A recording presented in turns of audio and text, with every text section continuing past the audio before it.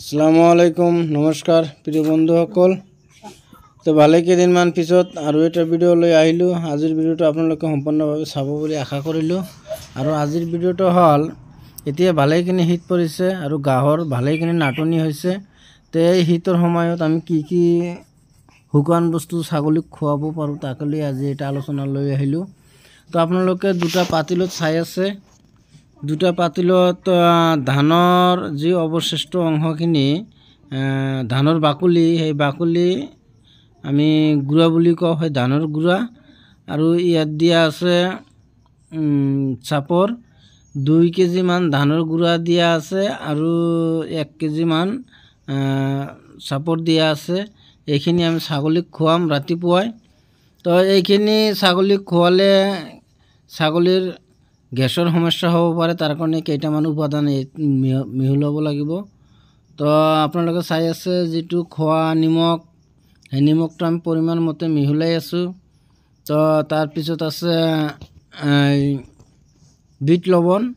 এই বিট লৱণটো ছাগলীক খুৱালে হজম শক্তি বৃদ্ধি কৰায় আৰু খাদ্যটো টেষ্টি কৰে। তো পৰিমাণ মতে আমি এই বিট লৱণটো মিহলাই ল'ম। আপোনালোকে চাই আছে আৰু আপোনালোকে চাব কিমান এটা ধুনীয়া খাদ্য হয় আৰু ছাগলী কিমান ধুনীয়াকৈ খায়। তাৰপিছত হ'ল সৰিয়হৰ খলি। এই খলিটো আমি ৰাতি পানীত ভিজাই থৈছিলোঁ। আৰু ছাগলীক খলি খুৱালে কি হয়, যি ঠাণ্ডা সহ্য কৰিব পৰা ক্ষমতা সেইটো কিন্তু বৃদ্ধি হয় আৰু ছাগলীৰ শ্বাইনিংটো, গাৰ শৰীৰৰ শ্বাইনিংটো চকচকীয়া হয়। তো এইটো আমি খলি মিহলাই আছোঁ। তো আপোনালোকে চাব আৰু আপোনালোকৰ যদি ঘৰত ছাগলী আছে এনেকৈ এই ঠাণ্ডাৰ ছিজনত খুৱাব পাৰে। আৰু পৰিমাণ মতে মই পানী মিহলাই ল'লোঁ আৰু গোটেইবিলাক উপাদান একেলগে মিহলাই মানে পেষ্ট কৰি আছোঁ। তো ইয়াৰ পিছত আমি ছাগলীক খাবলৈ দিম। পৰিমাণ মতে পানী দিব আৰু পৰিমাণ মতে প্ৰতিটো উপাদানে পৰিমাণ মতে দিব, বেছিকৈ দিলে কিন্তু নাখায়। তো হৈ গ'ল, আপোনালোকে চাই আছে আমাৰ মিহলোৱা হৈ গ'ল, কিমান ধুনীয়া এটা খাদ্য হৈছে আপোনালোকে চাওক।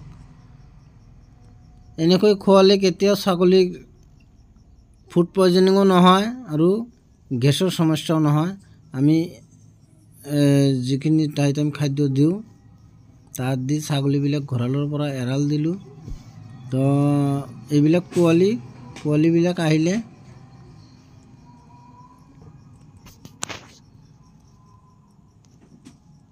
তেতিয়া মোৰ ফাৰ্মত সৰু ডাঙৰ মিলি 11 পিচ ছাগলী আছে। তো আপোনালোকে চাই আছে কিমান ধুনীয়াকৈ খাই আছে। আৰু এই খাদ্যটো খোৱাৰ পিছত আৰু দিনৰ 11টালৈকে আমি একো খাবলৈ নিদিম।